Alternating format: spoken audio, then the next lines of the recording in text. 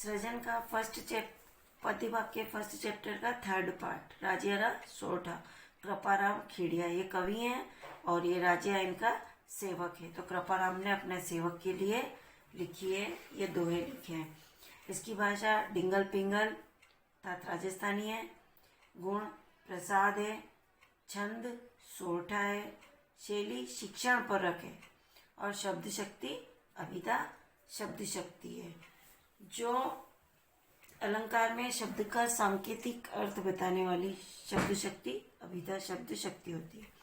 इसका जीवन परिचय आपको स्वयं को पढ़ना है।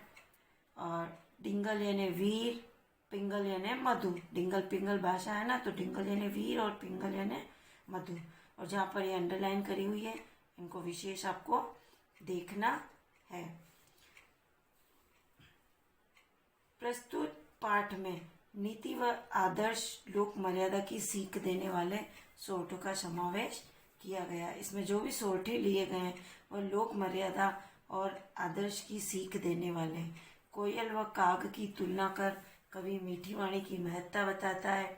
शक्कर व कस्तूरी के माध्यम से सौंदर्य की तुलना में गुणों को श्रेयस्कर बताता है। दूसरों के कलह व विवाद से लोग आनंदित होते हैं। हमारा व्यवहार मतलब पर आधारित होता है। मुख पर मधुरता और हृदय में खोट रखने वाले लोगों से आत्मीयता संभव नहीं। मैत्री निर्वाह हेतु समर्पण व सरलता जरूरी है। श्री कृष्ण ने अर्जुन के लिए रथ हाँकने तक का काम कर लिया। आजकल हिम्मत की कीमत है। हिम्मत रहित व्यक्ति की कीमत रद्दी कागज से हो जाती है। ये जितना भी अभी हमने पाठ परिचय में पढ़ा, इन सभी का इन दोहों के माध्यम से कवि ने शिक्षा दी है। इन दोहों में वर्णन किया गया है, मतलब इन दोहों में उदाहरण के माध्यम से प्रतीकात्मक शैली में समझाया गया है। तो अब आप देखिए इनका कृपाराम खेड़िया का पहला दोहा। उपजावे अनुराग कोयल मन हर्षित करे, कड़वो लागे काग रसनारा गुण राजिया। अनुराग यानी प्रेम, हर्षित यानी आनंदित, रसना यानी जीभ। इसका संदर्भ है प्रस्तुत सोरठा डिंगल भाषा के कवि कृपाराम खेड़िया द्वारा रचित राजियारा सोरठा से अवतरित है या उद्धृत है। इसका संदर्भ सभी दोहों के लिए एक जैसा ही होगा। अब इसका प्रसंग देखिए आप। इसमें कवि ने मधुर वाणी के महत्व का वर्णन किया गया है। तो जैसे कवि कृपाराम कहते हैं, सारे दोहों में कवि ने अपने सेवक राजिया को ही संबोधित किया है। तो फर्स्ट लाइन सभी दोहों में समान होगी।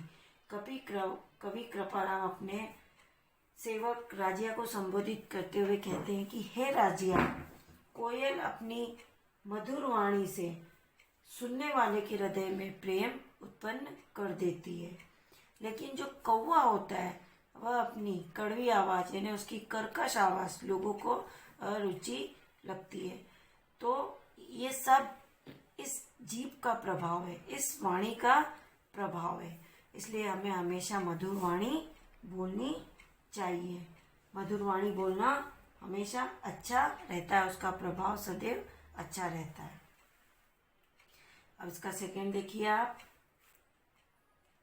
काली घनी कुरूप कस्तूरी कांटा तुले, सकर बड़ी सूरूप रोड़ा तुले राजिया।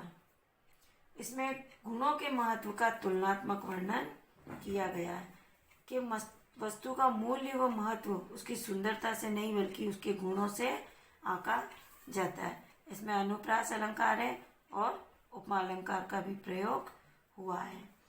तो देखो, कवि कृपाराम अपने सेवक से कहते हैं कि हे राजिया, कस्तूरी जो हिरण की नाभि में पाई जाती है वह कितनी भी काली बदसूरत होती है, किंतु वह बहुत ही कीमती और मूल्यवान होने के कारण सोने चांदी तोलने वाले कांटे पर तोली जाती है। जबकि जो शक्कर है वह कितनी साफ सफ़ेद सुंदर होती है, लेकिन फिर भी वह भाटों के बाट से तोली जाती है। अर्थात सुंदरता की तुलना में गुणों का अधिक महत्व होता है।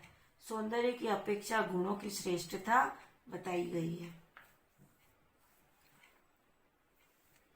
डूंगर जलती लाए जोवे सारो ही जगत, पर जलती निज पाए रति न सूझे राजिया। जो इसका प्रसंग, जो दूसरों के कला को देखकर आनंदित होता है। इसमें कवि ने यह बताया है कि इसमें अपनी कमजोरी एवं अगुणों पर ध्यान देने का भाव व्यक्त किया गया है। कवि कृपाराम कहते हैं कि हे राजिया, दूर पहाड़ पर जलती हुई आग को सारा संसार देखता है और आनंदित होता है, लेकिन अपने पैरों के नीचे जो आग लग रही है उसे व्यक्ति नहीं देखता है। अर्थात कहने का मतलब व्यक्ति दूसरों की बुराइयां, दूसरों के अवगुणों पर बहुत जल्दी ध्यान देता है और अपने अंदर छिपी बुराई, अपने अंदर छिपे हुए अवगुणों पर ध्यान नहीं देता है। तो मनुष्य को दूसरों की निंदा करने से पहले अपने दोषों और बुराइयों को दूर करने का प्रयास करना चाहिए। कहने का तात्पर्य है कि दूसरों के कलह एवं विवाद को लोग प्रायः खूब चर्चा करते, लेकिन अपने अंदर जरा भी ध्यान नहीं देते। तो हमें अपने अंतरात्मा में, यानी अपने अंदर झांक कर देखना चाहिए। 4 नंबर देखिए, मतलब नहीं मनवार चुपके लावे चूरमो, बिन मतलब मनवार राव न पावे राजिया। यहाँ पे मतलबी लोगों के व्यवहार के बारे में बताया गया है। कवि राजिया से कहता है कि हे राजिया, लोग मतलबी या स्वार्थी लोग खुशामदी व्यवहार करते हैं। बिना मांगे वह हमें चूरमा अथवा मनचाही चीज अर्पित करते। जब उन्हें हमसे मतलब होता है, जब उन्हें हमसे कोई स्वार्थ निकलवाना होता है, तो वह बिना मांगे ही हमें खूब अच्छे से खिलाते पिलाते हैं। और जब उन्हें हमसे स्वार्थ और मतलब निकल जाता है तो वे हमें राबड़ी, यानी राब के बारे में भी नहीं पूछते, वो भी नहीं देते। मतलब वह हमसे सामान्य आदर भाव भी नहीं किया जाता है, स्वार्थी व्यवहार करते हैं। तो कवि कहता है कि ऐसे हमें स्वार्थी और मतलबी लोगों से दूर रहना चाहिए। उन पर आक्षेप कर कर उनकी निंदा की गई है। मुख ऊपर मिठियास घट माही खोटा गणे, इसड़ा सु इस इखलास राखीजे नहीं राजिया। घट यानी हृदय, इसड़ा यानी ऐसे, इखलास यानी अपनत्व, गड़े यानी बहुत, और राखीजे यानी रखना। इसमें कथनी और करनी में अंतर बताया गया है कि व्यक्ति कहता क्या है और करता क्या है, दोनों में अंतर बताया गया है। तो कवि कहते हैं कि हे राजिया, जो मुख पर तो मधुरता रखे और हित की बात करे, परंतु हृदय में खोट रखे अर्थात बुरे भाव रखे, ऐसे लोगों से कभी भी मित्रता नहीं रखनी चाहिए। उनसे हमेशा दूर रखना चाहिए, वे कभी भी नुकसान पहुंचा सकते हैं। यहाँ पर मुंह में राम बगल में छुरी वाली लोकोक्ति चरितार्थ होती है पूर्ण रूप से। ये बात आपको काव्य सुंदरी में विशेष रूप से लिखनी है इस लोकोक्ति के बारे में। नेक्स्ट, साचो मित्र सचेत कईयों काम न करे कीसो, हरि अर्जन रे हेत रत कर हो क्यों राजिया। सचेत यानी सावधान, कईयों यानी कहा गया, अर्जन यानी अर्जुन। इसमें अच्छे मित्र की विशेषता का वर्णन किया गया है। कवि राजिया से कहते हैं कि हे राजिया, सच्चा मित्र सदैव सावधान रहता है, मित्रता निभाने के लिए समर्पित रहता है, तैयार रहता है। वह बिना कहे किसी काम को करने के लिए तैयार रहता है। जैसे श्री कृष्ण ने अर्जुन के लिए रथ हाँकने का काम सहर्ष स्वीकार कर लिया था। तो जो सच्चा मित्र होता है वह बिना कहे समर्पण भाव रखता है और हमेशा ही तैयार रहता है। तो सच्ची मित्रता हमें हमेशा निभानी चाहिए और सच्चे मित्र के स्वभाव के बारे में यहाँ पर कह रहे हैं। लास्ट देखिए आप, हिम्मत कीमत होए बिन हिम्मत कीमत नहीं, करे ना आदर कोई रद कागज जो रजिया। इसमें जीवन में हिम्मत रखने का संदेश दिया गया है। यहाँ पर ज्यों राजिया यानी उपमा अलंकार बताया गया है। कवि कहते हैं कि हे राजिया, जीवन में हिम्मत की ही कीमत है।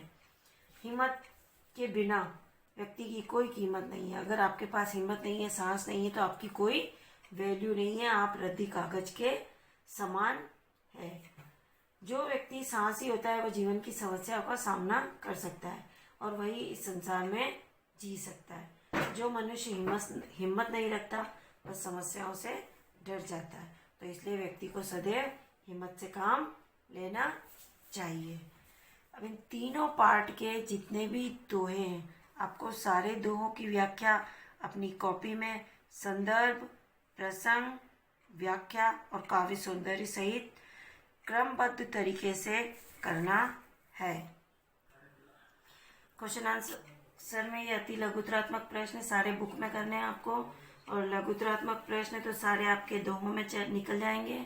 उसके अलावा 1, 5 और लघु का 1 और 2 वेरी इंपॉर्टेंट है। कबीरदास की वाणी साखी क्यों कहलाती है, यह अधिकतर आता है, तो इसका आंसर देख लीजिए आप।